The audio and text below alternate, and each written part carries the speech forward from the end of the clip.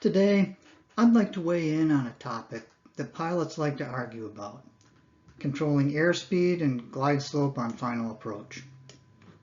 So there's broad agreement that the pilot should use the throttle and the elevator to control these two things. But once you ask which control controls which thing, then the arguments are likely to start. I firmly believe that we need to teach students pilots to control airspeed using pitch and to control descent angle using power. So in this video, I'll explain why that technique works reliably in all sorts of different airplanes and different circumstances. Now, I know that there are pilots that use pitch to control their descent angle and use power to control airspeed. So I'll explain why that technique works just fine in some airplanes, in some circumstances, but there are circumstances in airplanes where it doesn't work out well. So even if it works fine in the aircraft that you're using for training, I think it's a disservice to teach student pilots a technique that only works some of the time. To understand the effects of these controls, it's important to distinguish the difference between an airplane in a steady state condition and an airplane in an accelerating condition. So in a steady state condition, the forces acting on the airplane are balanced. So the airspeed and the descent rate are constant. In an accelerating conditions, the forces are not balanced and the airplane is either speeding up, slowing down, or changing its descent angle. When the airshow announcer talks about a performer trading airspeed for altitude or trading altitude for airspeed, he's talking about an airplane in an accelerating condition, because nobody goes to an air show to watch airplanes in steady state. But we don't want final approach to seem like an air show. On final approach, mostly what we care about is the appropriate steady state condition. So consider what happens when we change pitch or power while we're on final approach. We start in a first steady state condition that has an initial airspeed and an initial descent angle, and then when we change the control, this momentarily puts us in an accelerating condition where the forces are unbalanced. After a few seconds, the airplane settles into a new steady state condition with a new airspeed and a new descent angle. Our primary concern is how that new airspeed and descent angle will compare to the original airspeed and descent angle. That's what I refer to as the lasting effect of the control change that we just made. The transient effect of the control change, or what happens to the airspeed and altitude during that short transitional phase, is relatively unimportant. I suspect most pilots who've been through ground school have seen a diagram illustrating the four forces on an airplane when the airplane is in level flight. Of course, there's weight, which always acts down, and there is lift, which is the aerodynamic force from the wing, which is opposing weight. Since we're in steady state, the lift is equal to the weight. We also have thrust, which is the force generated by the engine pulling the airplane forward, and drag, which is the aerodynamic force tending to slow the airplane down. In steady state, the thrust is equal to the drag. You'll probably also remember from ground school that there are two types of drag: induced drag, associated with producing lift, and parasitic drag. Parasitic drag increases with airspeed, and induced drag decreases with airspeed. For a typical airplane at final approach speed, weight and lift are much larger in magnitude than thrust and drag. But in this video, we're considering an airplane that's on final approach. So we need to modify that diagram, which was about an airplane in straight and level flight, to consider an airplane that's in a steady descent. Weight, of course, still continues to act straight down. Thrust continues to act more or less straightforward. That can vary a little bit based on pitch attitude. But lift and drag are defined relative to the flight path. Lift is the aerodynamic force that is perpendicular to the flight path, and drag is the aerodynamic force that is parallel to the flight path. So each of these forces now has an X and a Y component.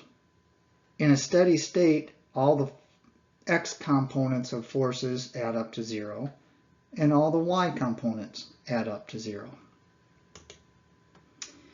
For small descent angles, and we'll assume that we're not making a real radically steep descent, d sub x is basically the same magnitude as the drag vector, and L sub y is basically the same magnitude as the lift vector. And we can kind of treat d sub y as a negligible amount. Remember, the drag forces and the thrust forces are much smaller than the lift forces and the weight forces. For an airplane doing aerobatics, you couldn't use these same simplifications, but they work for an airplane, typical airplane on final approach. Summing the forces in the y direction, we'll notice that lift, which is basically the same magnitude as L sub y, is equal to weight. And drag, which is same magnitude as d sub x, is equal to the thrust plus this horizontal component of lift called L sub x. Now we can use similar triangles, if you remember your geometry, to create a formula for the descent angle, or you might call it the glide descent ratio, L sub x over L sub y, which, doing a little arithmetic, is equal to the drag minus the thrust divided by the weight. So let's consider what happens when we make a pitch change on final approach, specifically pushing the nose down. So intuitively, it seems like the effect of pushing the nose down should be to increase the descent angle. And that intuition is correct with regard to the beginning of the transition phase. But remember, we're not really concerned about the transient effect, we're concerned about the lasting effect. Now, during that transition phase, the airplane does descend more steeply, and because of that, it speeds up. So the airspeed in the new steady state will be higher than in the original steady state. Now, to determine the lasting effect of that descent angle, we should use our formula for descent angle. So using that formula, the weight doesn't change. The thrust changes very little with speed, but drag does change. You probably have seen this chart before that relates the total drag in green here to the airspeed. So whether the total drag will increase or decrease depends on what our airspeed is.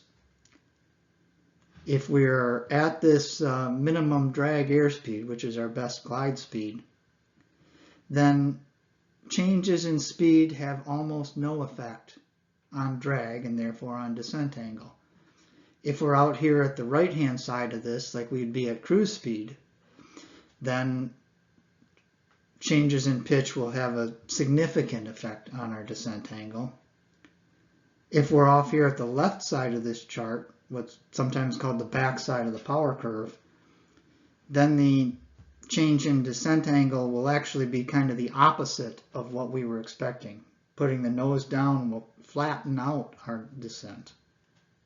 Now let's consider what happens when we make a power reduction. So intuitively, we'd expect a power reduction to cause the airplane to slow down, just like taking your foot off the gas pedal in a car. And the intuition is correct for the first part of the transition phase. But what we care about is the lasting effect.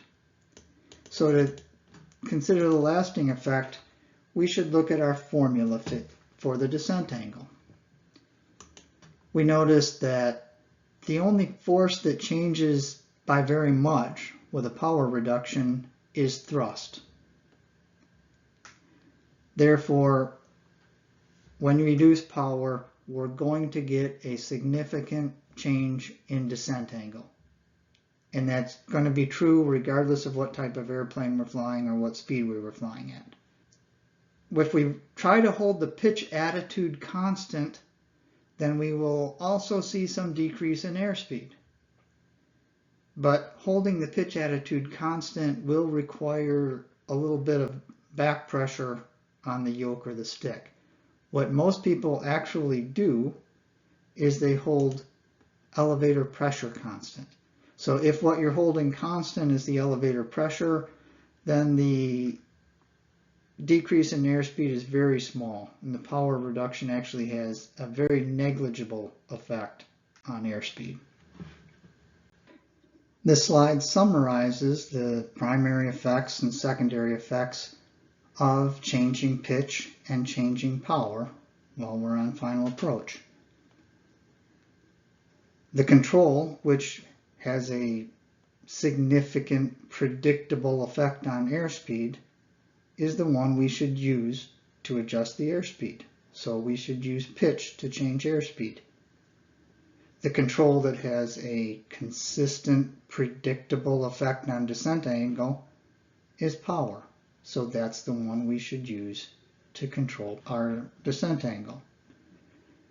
Now, since the magnitude of some of the secondary effects vary among aircraft and can be significant in some aircraft, there's often situations where you have to make changes to both pitch and power in order to either change your descent rate at the same airspeed or change your airspeed with the same descent rate.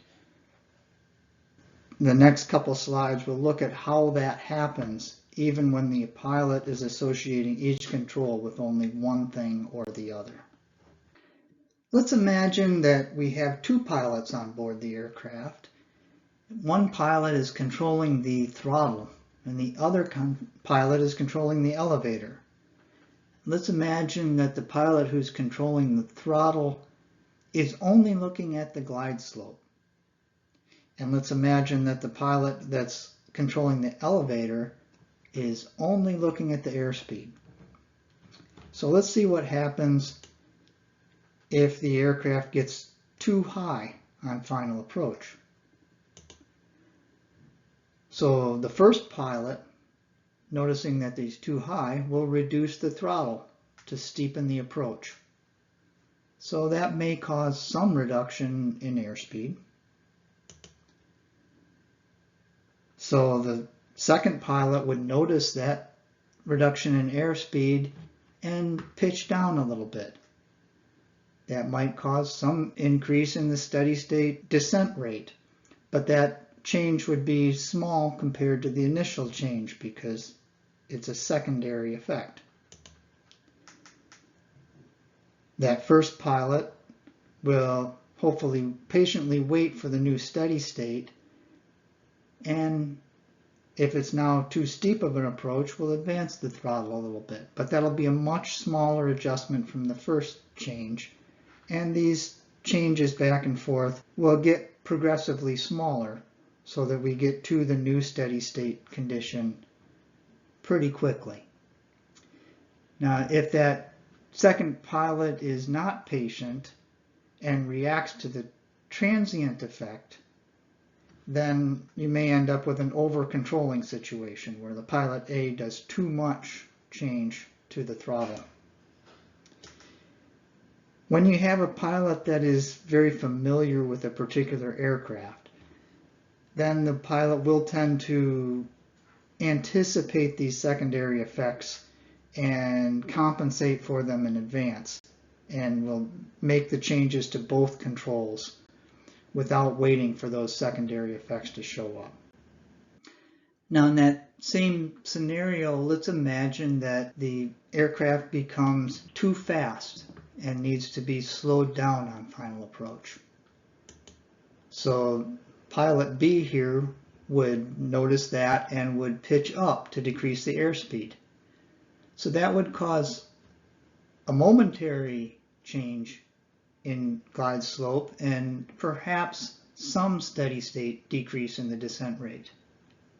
Pilot A, after that steady state has been reached, retards the throttle a little bit to steepen the approach. It might go back and forth a little bit, but very few cycles, you'll get to a new steady state that is slower and on the same glide slope. Of course, the sequence for an airplane being too slow on final approach would just be reverse direction of this. So why do we have pilots who swear that they use the opposite control and that it works out really well for them?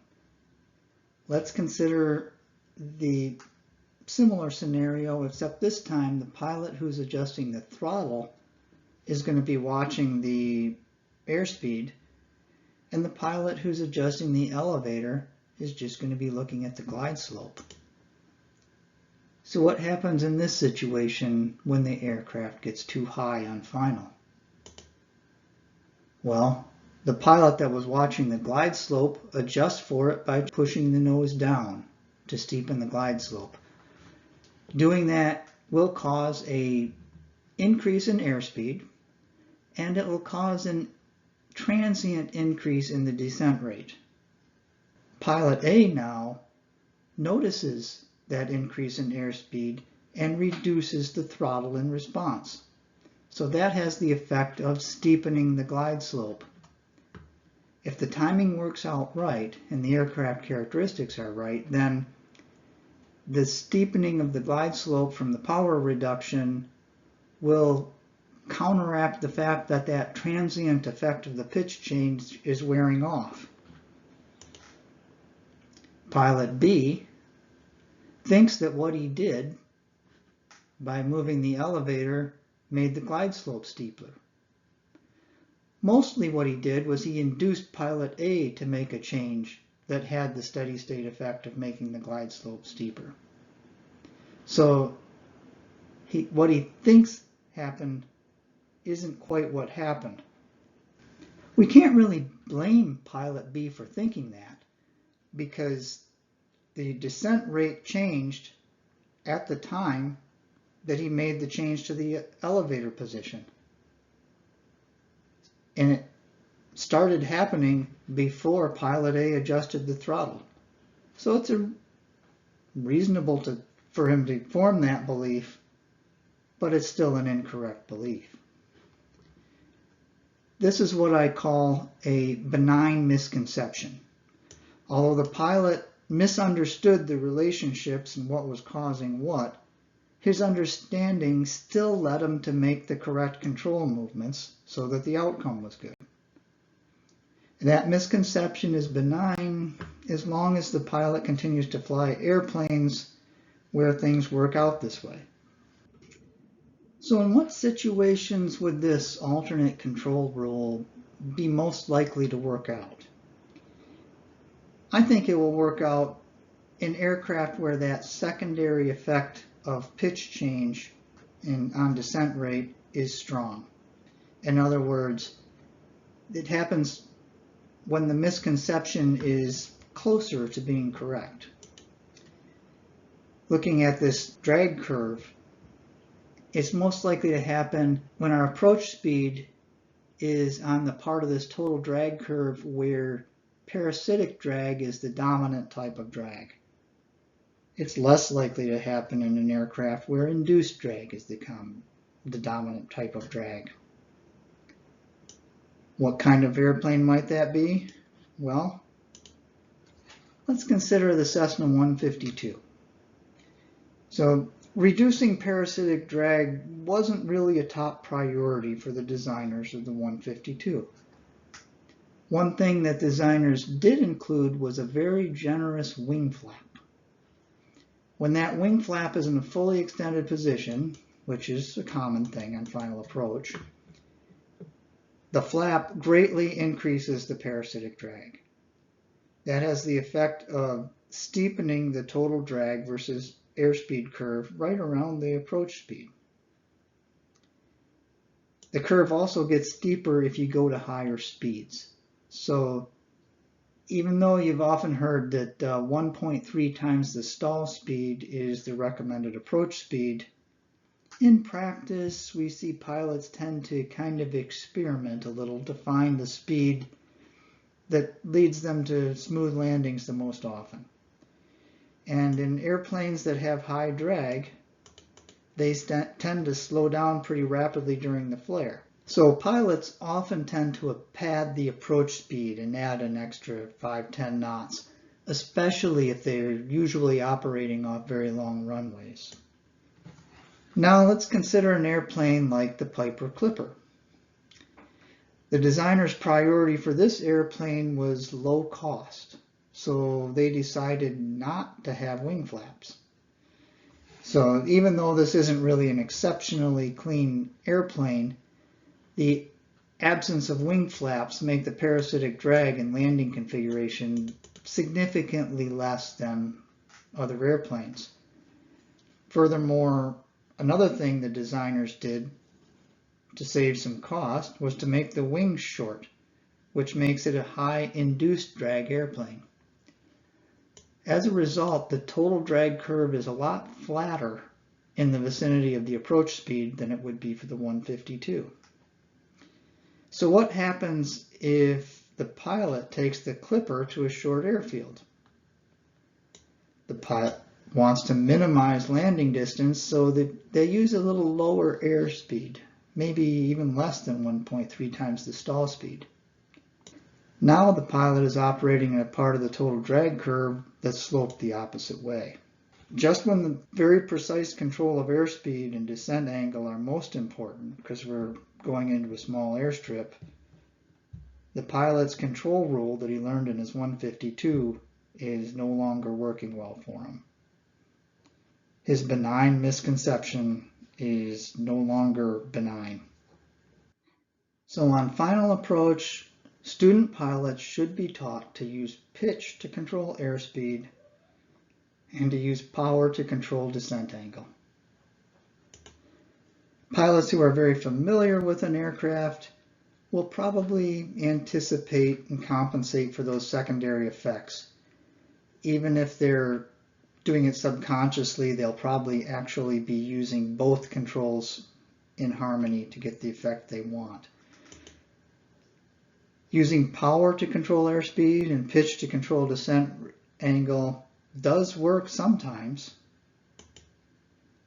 but sometimes it doesn't. Therefore, that's a bad way to teach student pilots. I encourage people to comment below, especially if you disagree with the way I've analyzed this or my conclusions. Thank you.